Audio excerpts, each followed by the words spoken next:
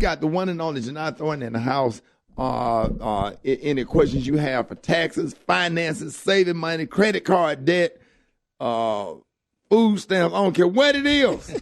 How about financial aid? Financial aid. Yes, that time too, yes. All right, all college students, you need to be listening. You need to tag somebody that's in college right now.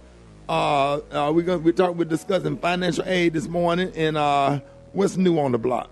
Well, we're going to talk about two things. One, we're going to talk about taxes for the 15 million people who filed an extension back in April. That automatic 6-month extension returns are due tomorrow. 10/15, they're due tomorrow. So, and the extensions don't have extension.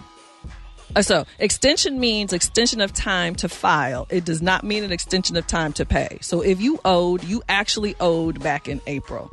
So for those of us who know that we don't owe, if you know that you're going to get a refund and you haven't filed your return, you still need a little bit more time. You're not going to be ready by tomorrow. No worries. There's no penalty for you if you know you're going to get a refund. If you owe, your return definitely needs to be filed by tomorrow, and just pay as much as you can. Just do what you can, yes. Now, let's just say if you got a tax return last year and for whatever reason maybe you moved, you didn't have the right forwarding information, right, and you never got your check. Right. How long will they hold on to that for you before it's like, kind of like a casualty of financial war?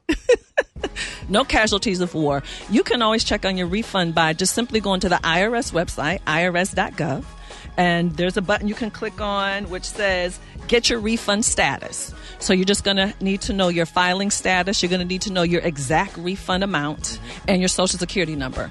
Or if you just want to use your phone, you can use the IRS app, IRS2, the number 2 go, and you can check on the status of your refund. But just let them know your address changed. You really want to try to get your money via direct deposit, though, if you can, instead of trying to chase down that check. Oh, wow.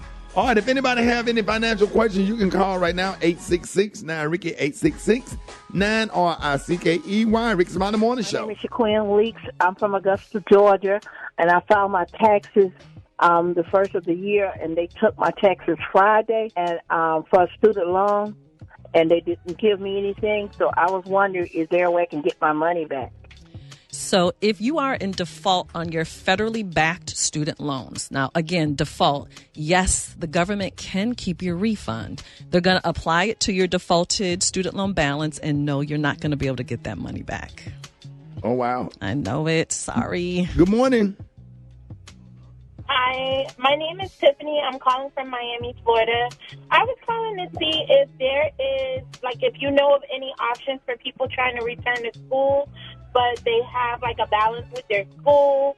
Can financial aid cover that balance? Tiffany, now this is a common issue. So you've been in college, you left school and you had an open balance. Now you can't return to school because you have this open balance. So you're going to have to try to work this out directly with your school just to say, what can we come up with? What can we agree to so I can get this balance paid off? Now I can reapply and re-enroll and get in school. But I want you to literally negotiate, contact your school. Don't be afraid to talk to them directly. So applying for financial aid is not going to fix your old balance. That's for when you return to school. So you're going to have to negotiate with the school. All right, you're on with Jini Thornton. Good morning. Hi, my name is Mia. If you don't owe on your taxes, but you haven't filed in 3 years, when you file, do you still get that refund or no? Mia, that's a really good question. You have up to 3 years to actually claim your refund. After 3 years, the IRS is not going to pay you. So you want to go ahead and get that return filed because too bad, so sad, you're going to lose that money. Oh, wow. Isn't that something? Now, remember, they can go back as far as they want to collect, but you only have 3 years to collect your refund. We need to hold them accountable. That's not fair. All right, you're on with Jini Thornton. Good morning. My name is Lisa. I'm calling from Chicago. And my question is, financial aid told me that I spent too much money for undergrad, so I don't have any more financial aid to use for graduate. How does that work? So what happens is when you think about the FAFSA generally is for undergrad. And yes, you do have a certain amount that's going to be allocated to you when you think about the Pell Grant. So when you think about the FAFSA, that's the free application for federal student aid. So that's how we get the Pell Grant. That's how we get work study. And that's how we get the lower interest student loans. So what you're going to have to do for graduate school, and what I advise people to do, you're going to have to be a little bit more creative. This is where you really want to have to leverage scholarships, because graduate school or professional school, when you think about law school or medical school, definitely can cost a whole lot more. So I want you to think scholarship, think different strategy, but I want you to do everything you can not to get any more student loans. Why we just can't go straight to grad school? Forget undergrad. Just throw all that. You want to skip it. The college is not trying to hear that, Ricky. And that's the whack part. Like, when you look at it, like, college is really like a contest to see how much you're willing to pay to get information. Right. Why can't I just show up and learn? Just show up and learn how to be a just doctor. Skip all that. Yeah. Why can't I just do it in a shorter period of time, right? Let's see how deep into debt I can get this information I can YouTube. Need consumer math to operate on somebody. That is crazy. Very expensive, though. Right. All right, y'all. You want to talk to Jini Thornton? Call me 866-9 Ricky. Ricky Smiley Morning. Ricky, October is a really important month. Obviously, we've already talked about taxes. Extended deadline is tomorrow. Get your personal tax return in if you can by tomorrow. But October is really important as it relates to financial aid. Financial aid forms for the fall. So when everyone goes to school in September of October of 2020, the financial aid forms came out October 1st. So think about what I'm saying. Financial aid forms are out now for when kids go to school in September of October of next year. So, and that money is first come, first serve. So we have got to get our forms in this month. Right. So that free application for federal student aid, it's first come, first serve. The government is not waiting to say, let's see who has the greatest need. It's like, who's going to apply first? And when that money is gone, Ricky, that money's gone. Right.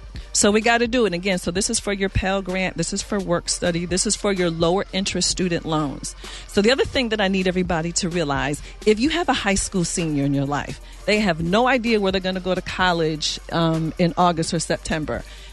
They still need to complete the FAFSA now, even if you don't know where your student is going to go. So just put the colleges you think that you're going to apply to on your FAFSA form, but please get those forms in now, and you're going to use your 2018 tax return to complete your FAFSA. Now, how much time does a parent need to, sometimes you think it's like real quick to fill something out. Right. Like if you're a parent filling this FAFSA form out for the first time, how much time should you allow yourself to do it accurately and have all the things you need? This is what I would do. I'd break it up into a 3-step process. First thing I would do, Head Crack, is take a look at the forms. Just get familiar with the forms. Second thing I'd ask you to do is gather all the information that the forms are asking of you. Whatever, bank statements, anything you need. Then the third thing I would do is actually complete the forms. I would not stretch that out over more than about a 2 or 3 week process, but I would not have my information in really no later than the end of October, beginning of November at the latest, because I want y'all to get all that stuff in this year. Again, that money's first come, first serve. Right. All right. If you want to talk to Jini Thornton, you can call right now, 866-9 Ricky. Listen. Well, real quick, they're still editing real quick. And Yeah. to get the FAFSA forms, because I know there's an app. Right. And there's also a website. Where do you go to get that stuff? Yes. Now, Hey, Crack, I'm so glad you said that. Never pay for the form. So you want to go to FAFSA. It is FAFSA. Free application for federal student aid. You can download the form on your phone. I prefer to do it on a computer so I can see it better. But again, I want you to file early. I want you to be prepared to appeal. Say, Ricky, you get your information back from the government and you don't like what they say, or you're like, I don't agree, we don't have enough money, or maybe you have a special situation, someone died in your family, someone is sick. You can actually appeal your FAFSA decision. A lot of people don't realize you can't. It's not meant for negotiation, but you need to be able to tell your own story. Also, if you apply to 6 or 7 different schools, you could get 6 or 7 different financial aid packages back. What every school is going to offer you could potentially be completely different. And then last thing, please do not exaggerate. Don't lie on your FAFSA forms. Okay. Right. I need you to tell the truth, because you think about it, all these systems are connected. What you filed on your tax return, what you're saying on your FAFSA form, all that's connected. So tell the truth, no embellishing, no lying, and let's get ready to, get these forms completed. All right, there it is, y'all. Rickey Smiley Morning Show. Call us 866-9 Rickey. Good morning. It's April calling from Lawrenceville, Georgia. Loan consolidation. What are the options if your DTI is too high? Okay, so loan consolidation, when she said DTI, she's talking about debt to income. You know, you only want to consolidate your loans if you're actually going to get a lower interest rate. So if they're going to add on a bunch of fees and your rate's going to be higher, it's not. You really shouldn't do that. So a lot of people just like, I just want one payment. It's going to be easier for me. What I want you to do is set up a system where you're going to pay your bills on a set day and time. And then you focus on one loan, make the minimum payment on all your other debts, but you pick one in particular that you're going to pay extra towards. But be careful paying all those extra fees on that debt consolidation. All right. You're on with Jini Thornton. Good morning. Chantel from Tennessee. Okay, so my financial aid was denied because of my filing status on my 2017 tax return. Now, me and my husband were separated at the time. What do I need to do about getting it reinstated? Okay, so what happens is your filing status, if you are single, that can have impact, or if you're married, that can have impact. If you weren't legally separated, so you have to be legally separated. So what you can do, you can actually file an appeal. But you file your appeal directly with the school that you're attending. You don't do that through the federal government. You contact your school directly, show them proof of your separation, and ask them to reconsider your financial aid package.